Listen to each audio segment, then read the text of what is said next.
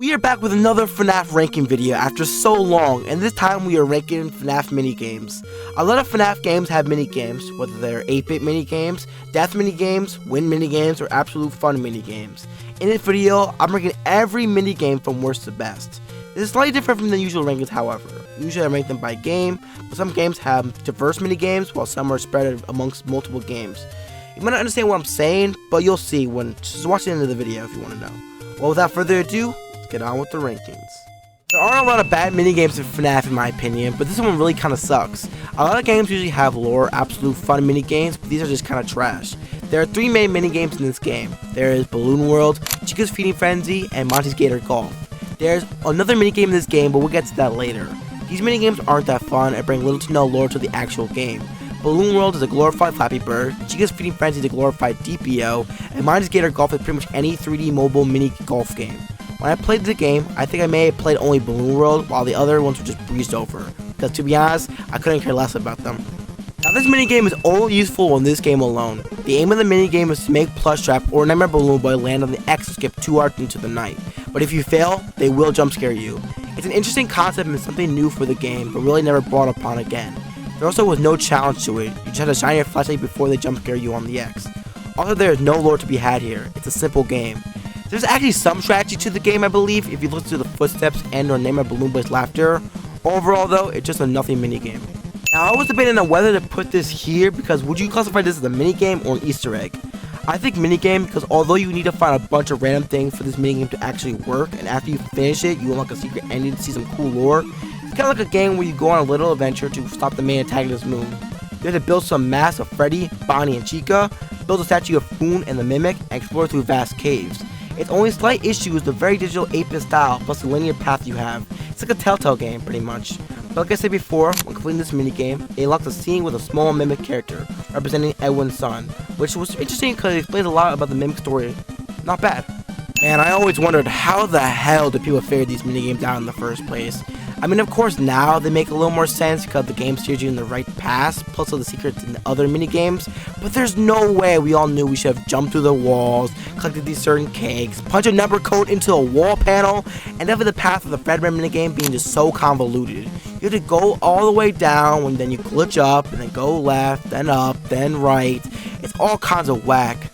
The ending is pretty cool though. Once you do all the minigames correctly, you get the good ending, you see the souls of dead children in the cosmos get laid to rest, which could have been a good ending to this game, but alas, we've had many new games since then. Are you expecting me to rank FNAF World in this video? Definitely not. It actually made the cut over FNAF VR Help 1 and 2, which is all minigames. That's why I'm not gonna rank it. Anyways, although I have not played this game, I should honestly though, these games definitely look fun. They have absolutely no lore to them, obviously, but who cares? The 4 minigames that are in this game are Planes, Foxy.exe, FNAF 57 Freddy in Space, and Chica's Magic Rainbow. Both Freddy in Space and Planes look cool because they're shooter minigames where you have to either traverse through areas or the skies, shooting down opponents and creatures and their bosses too. It reminds me of Scott's older projects like The Desolate Hope or Moon. Chica's Magic Rainbow looks absolutely difficult as hell though. Good thing there are checkpoints. Only dumb minigame is Foxy.exe. Obviously, it was poorly made, and to be honest, I don't understand why this was even remotely here for anyways, so we'll just skip over that and continue to look at the positives. Seriously though, good job FNAF for making me intrigued to possibly play your game one day. Wow, there are a lot of minigames of FNAF Into the Pit, so we're going to go through all of them really quickly. Solve the puzzle is where you have to move a 3x3 puzzle around to create Freddy's face. Collect the hats is Balloon Boy going around an 8-bit map trying to collect party hats without getting shot by what looks to be cannonballs. It kind of reminds me of the FNAF 3 Balloon Boy Air Adventure minigame, both having a secret that are in the walls with an extra balloon or hat. Skee Ball is legit Skee Ball. Deliver the pizza is like Crossy Road, well actually Frogger. You gotta bring the pizza to children and not get hit by the swarm of other children. Rescue the children like Pac-Man. You go through a Pac-Man map collecting children and have to leave through a certain door before Spring Bonnie catches you. Hatching with Help Healers is a personal favorite of mine where you gotta click to help you lift weights in a short period of time. It's just a fun concept. Fast Food Invaders and Shoot the Space Balloons are pretty much the same based on Space Invaders where you have to shoot certain things out of the sky without getting hit. Those are just the fun minigames. There are still 3 secret lore minigames. Pick up balloons is pretty simple. You have to pick up balloons, when you drop them off, this dog-looking character attacks you and kills you. It reminds me of the FNAF 2 Death Save Them minigame, which we'll see later. Grant Her Wish is where you play as Baby, granting wishes to children such as putting them back together, except for the last one. If you give her what looks like to be a necklace, the game will static and then end. The last minigame I don't believe has a name. I call it Go Go Go because it reminds me of the FNAF 2 minigame titled the same with Foxy. This girl runs and grabs 5 items where the items change every time. On the last run, there's only one thing for her to pick up, which I had no idea what it is, but it makes her cry. Then the minigame ends. Okay, we've gone through every minigame. Let's look about why I put it here on the rankings. Each minigame is really fun to play. Sometimes you want to sit back and relax and play some retro style minigames. Well, here you go. Other slight problem is you had to collect certain parts to make these game machines work to actually play the minigames. Also, the secret minigames were okay. Like I mentioned, each secret minigame reminded me of the previous minigame in the series. If I didn't mention it before, the Grant a Wish minigame reminds me of the FNAF Location minigame.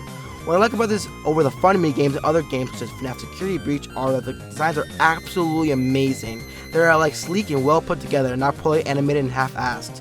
Just wish that I had some more lore to it.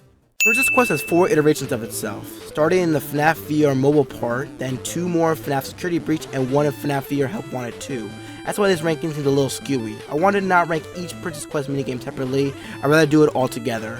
Each Princess Quest is pretty similar but has different endings. In Princess Quest 1, you gotta fight weird bunny entities while lighting candles in the path, which help you find the path to unlock a door, which behind it is a scary entity, which is supposed to represent a glitch trap or the purple guy, because this is FNAF VR Help Wanted 1.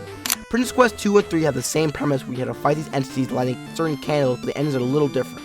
In Princess Quest 2, you end in a room with a weird machine, which is supposed to represent the Mex's containment box, which is shown in the secret ending of Secret of the Mimic as Edwin's wife. In Princess Quest 3, you go into a room with a door with a lock that opens, but when you go inside, you scream and the minigame ends. You'll fall into Glitch Trap's control. Princess Quest 4 is very different because you start on the game console. In VR it looks different, but then the princess walks next to you and you pretty much become her, fighting off those entities, going on her quest, which ends with you getting a Spring Bonnie plushie, where you are in a small claw machine. Fanny with Moon grabs the plush and crushes it, seems to find hopefully she is out of the control of Glitch Trap. What a great way to use a lot of symbolism to wrap up the story along with Nessa and Glitch Trap, also bringing in parts with Secret of the Mimic. I love the style of the minigame used and it's overall an interesting game. Not too hard, not boring, and lots of underlying lore. When dying in FNAF 2, there's a rare chance for these minigames to appear. Whether it's a Save Them minigame, Go Go Go, Give Gifts Give Life, or KK to the Children minigame. These games are really important because they bring a lot of lore to the game. We learn about the purple guy and how he's a murderer. We learn the puppet took the dead children and gave them life in the animatronic suits. We also see a little outlier with Golden Freddy. The most popular minigame is the Save Them minigame, which made its way into the FNAF movie as a little secret at the end. These minigames are really important to understand the premise of the basic lore of FNAF. It was a stepping stone to the start of the lore, that's why it's ranked higher. Baby's minigame is the only minigame in FNAF's location, and it's really well made. It's not an easy minigame, there's some luck and strategy, and when you complete it, you have some lore. You have to take certain cupcakes and deliver them to certain children, and once you do that, you have to take the ice cream at the end of the game, go back to the beginning, and give it to Elizabeth Afton. We learn in this minigame what happens to her and how she became Baby. She was ultimately scooped. This game was really important because to progress in the game, you had to complete it.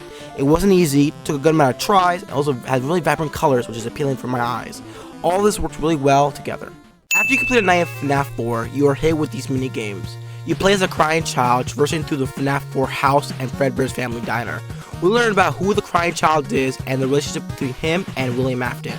We know that this is his son, who ultimately got killed after the 5th night by his brother and his friends putting him in Fredbear's mouth, crushing his frontal lobe, which killed him. We see the next night the Fredbear plush talking to him, saying he will put him back together, which is an infamous line in the series. Of course, infamous scene with the bite, which Markiplier thought it was the bite of 87, but people believe it to be the bite of 83. Still one of the most famous scenes from a minigame of all time. Now, the most popular minigame scene is from FNAF 3's minigames. Like FNAF 4, after winning a night, you see these minigames. You play as each main character going to a certain room, but yet you are blocked. As you walk away, Purple Guy comes out of nowhere and dismantles each animatronic.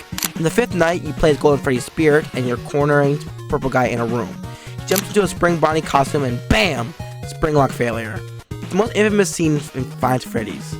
The main climax of the first movie, the reason why he was stuck in the Springtrap costume for years, the reason why he always comes back. Now you're probably wondering why this is in the #1 spot. I mean, Lee has the best scene. Well, it's because of bias.